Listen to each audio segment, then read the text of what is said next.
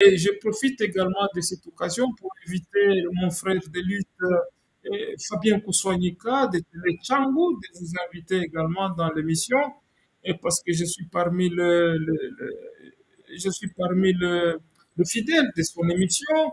Également, mon frère Kevin Maïzo, il doit vous inviter également son émission. Ça, je suis kéviniste, je suis musulman.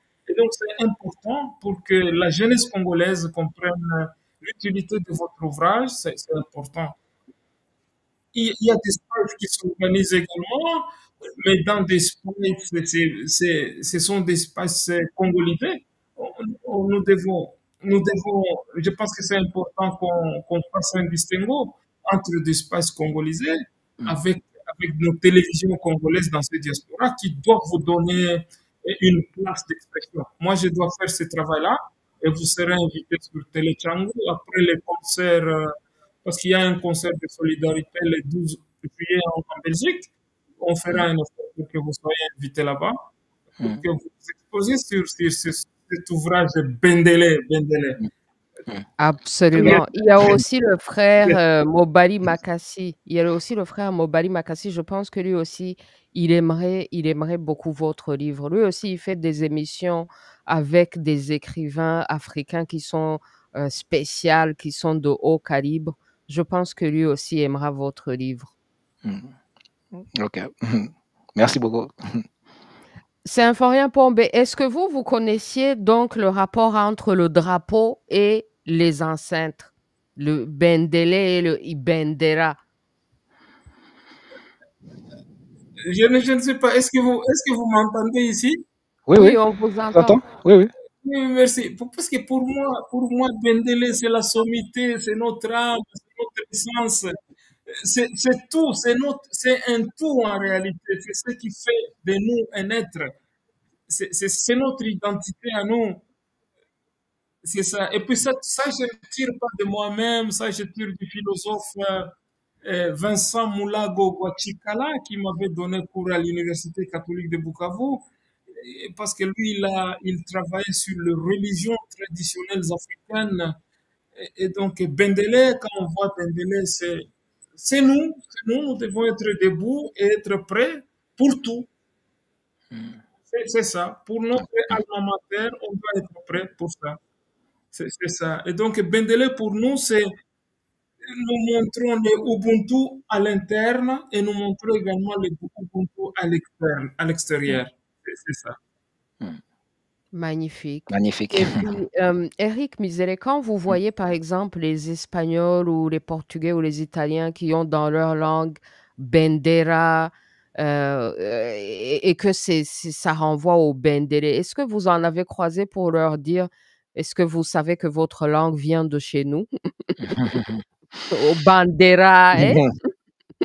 Alors, non, j'ai pas encore eu l'occasion de leur confesser ça, mais on sait comment ça peut se passer parce que euh, lorsque les morts dont j'ai parlé précédemment, les Noirs musulmans avec les Arabes, en conservant conquérir l'Europe au début, vers le Moyen Âge, au milieu du Moyen Âge comme ça, ils passent aussi avec leur vocabulaire. Par exemple, on connaît par exemple le chevalier Saint-Maurice, qui était noir, qui était mort, qu'on appelait aussi le mort.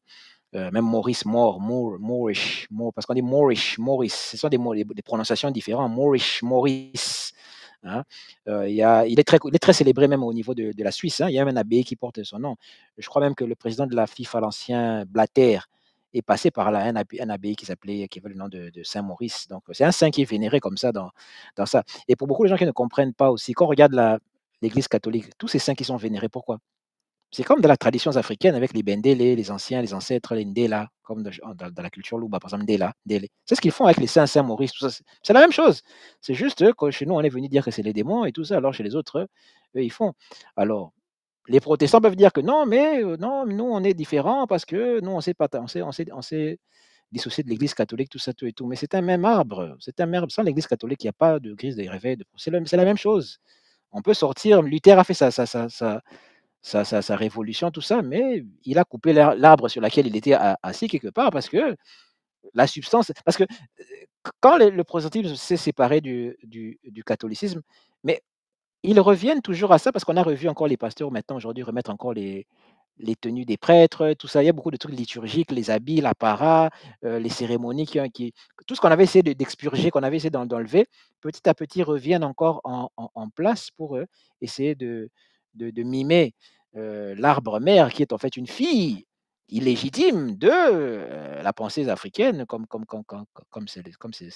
l'était avant. Donc, oui, ces morts-là, eux qui ont apporté donc ces connaissances-là, comme je l'ai dit, ils venaient avec des drapeaux pour conquérir. Ils sont établis pendant longtemps ce qu'on appelle en Andalousie, c'est-à-dire l'Espagne et le Portugal, et qui sont les premiers pays européens à s'être développés après le Moyen Âge. N'est-ce pas? Le Portugal et l'Espagne, c'est eux qui ont envoyé les conquistadors en Amérique du Sud et au Congo, qui est venu nous voir au Congo. Ce n'est pas les Portugais avec Diego Cao. Pourquoi c'est les Portugais et les Espagnols qui sont développés plus rapidement? Parce que les morts et les Arabes sont restés beaucoup plus longtemps là-bas. Il y avait les fameuses universités qui avaient été construites dans ces endroits-là, à Fès notamment. Hein. Donc, il y a beaucoup d'universités comme ça qui avaient été construites, beaucoup de connaissances qui avaient été transcrites. Et lorsque les Européens étaient en train de reconquérir le pouvoir, ils étaient en train de recopier ce que les Arabes avaient écrit en latin. Et sans les Arabes et les morts, on n'aurait jamais retrouvé même les textes de Socrate ou je sais pas moi de l'Odyssée parce que les Arabes avaient recopié les textes grecs, les originaux étaient perdus, et ensuite les Européens ont copié de l'arabe au latin. C'est comme ça que la tradition européenne a pu être conservée, grâce au travail des morts et aux morts et les Arabes. Et les morts et les Arabes eux-mêmes se sont inspirés des anciens Égyptiens parce que l'écriture, l'alphabet et l'écriture cursive vient des anciens Égyptiens. Donc voilà, il y a cette longue chaîne de traditions, de connaissances que nos enfants, nos frères, nos sœurs ne connaissent pas. On va à l'école, surtout nous qui sont venus aux États-Unis, on a payé des sommes astronomiques pour nous former. On ne nous a jamais dit ça. On nous a jamais dit ça. Donc, on est venu ici en espérant qu'on aurait le sommet de l'éducation. Oui, à un certain niveau, mais on ne nous a pas donné l'essentiel qui permet de me construire en tant que moi. Moi, mon livre, moi, mon livre, je peux dire, mon livre, c'est 5 ans d'université. C'est comme ça que je peux le vendre. Mon livre, c'est 5 ans d'université. Parce que vous irez dans aucune université au monde où on vous dira ça. Aucune. Vous pouvez aller à Harvard, on ne vous dira pas ça. Vous pouvez aller à Oxford, on ne vous dira pas ça. Voilà, on peut vous dire comment devenir avocat, médecin et tout, mais on ne peut pas vous dire comment soigner votre âme. Vous payez combien pour ça? Non, au fait, c'est comme si vous étiez allé chercher tout ce qu'on nous a caché. C'est Voilà. ça, en fait, qui est très important dans votre livre. Vous êtes allé chercher tout ce qu'on nous a caché sur nous-mêmes, nos origines, les origines de la religion et tout ce qui se passe, et vous nous l'avez montré. Donc, vous nous montrez tout ce qu'on nous avait caché. Vous faites le travail pour nous. Les gens qui devaient passer 5 ans à la bibliothèque et à l'université, vous faites Voilà. le travail pour nous et vous Voilà. nous donnez ça à moins de 500 pages. Les Voilà. gens vont se plaindre que c'est gros, mais je leur dis que c'est moins de 500 pages. C'est le Voilà. minimum, quoi. Voilà. Donc, ce livre vous fait gagner 5 ans. Donc, si vous voulez gagner 5 ans dans la vie, lisez ce livre. Et même 10 ans, je vous dirais 10 ans, parce que pour devenir expert dans un domaine, il faut 10 ans. Si vous voulez gagner 10 ans, ce livre vous fait gagner 10 ans de connaissances. 10 ans. Au moins 5 ans, 10 ans au maximum, au moins 5. Donc, Et ça aide les gens à se réorienter. L'autre jour, Symphorien Pombetera et le frère Mokparon Zorakata qui parlaient que le Congo a besoin de la renaissance, mais à partir de sa propre identité, à partir de sa propre culture. Et c'est pour ça que je disais que ce livre-là, c'est ça justement, ça va aider à la renaissance, les gens en partant d'eux-mêmes et en ayant, je pense que ça aide aussi à développer l'amour pour soi. Parce qu'une fois que vous découvrez, donc en plus le sous-titre c'est Révélation d'une culture africaine. Ces histoires de religion révélée là. La vraie révélation c'est ici.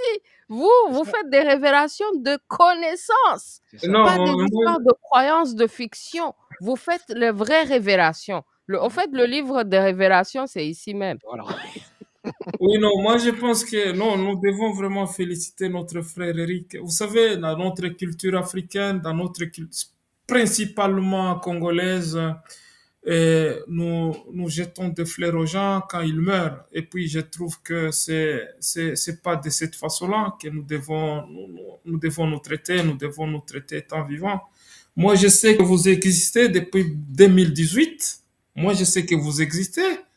Et pourquoi? C'est parce qu'en 2018, j'avais contribué pour la nomination du prix Nobel de la paix Denis Mukwege sur politique en Scandinavie.